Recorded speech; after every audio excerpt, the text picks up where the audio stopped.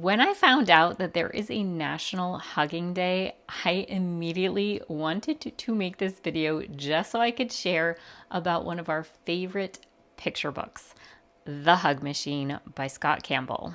This is such a simple book, and yet it has found a place on our bookshelves as one of our absolute favorites. In this book, a young boy makes it his mission to hug everyone and everything he sees. I love that he finds a way to hug things, even things that are pokey or especially large or awkward to hug. We love the end papers in this book where there are little hug checklists of all the people and animals and things that he has hugged throughout the book. If you do end up reading this book or it's one you already enjoy, I highly recommend checking out the sweet music video done by one of our favorite children's singer-songwriters, Emily Arrow. In fact, I think it was through this music video that we initially found her. And when I went into research mode looking to find other hug-themed picture books for this video, I was so wonderfully surprised by how many hug-themed books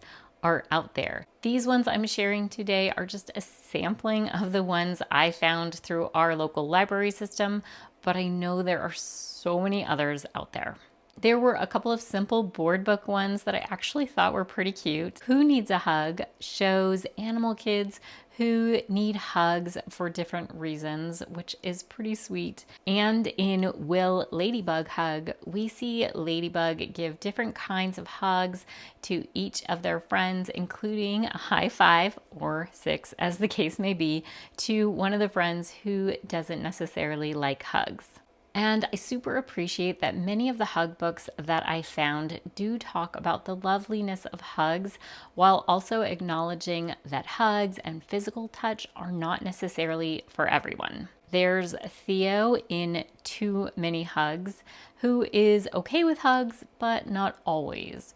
Theo retreats into a blanket fort after too many hugs and eventually writes down his rules for hugs that will feel okay for him. I love the extra notes in the back of this book, giving children some phrases they can use if they don't want hugs, and giving adults tools and knowledge about how to support children's physical comfort levels and boundaries. In Ellie Peterson's How to Hug a Pufferfish, there is a pufferfish who wants the other sea creatures to know that surprise hugs or loud sounds around hugs might not be their speed, but under the right conditions, they are happy to have a hug. And then there is this one, How to Build a Hug, which tells the true story of Temple Grandin, an autistic woman who disliked physical touch but was so curious about hugs that she invented her own actual hug machine. And I can't talk about hug books without mentioning the adorable hug books by Eoin McLaughlin and Polly Dunbar.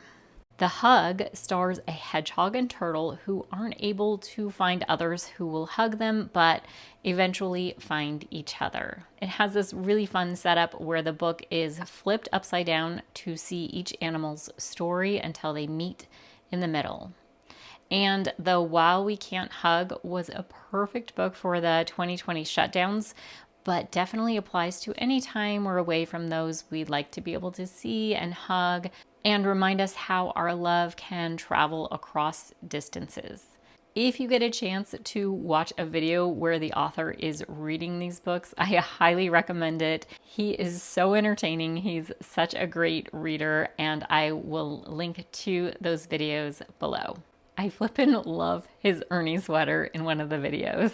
I will link to all of these books in the description, and I will add to that list as I discover more. And if you have any hug books you especially love, I would love to hear about those. Oh, and I can't forget Shel Silverstein's Hug a War, which I am wearing a shirt of today.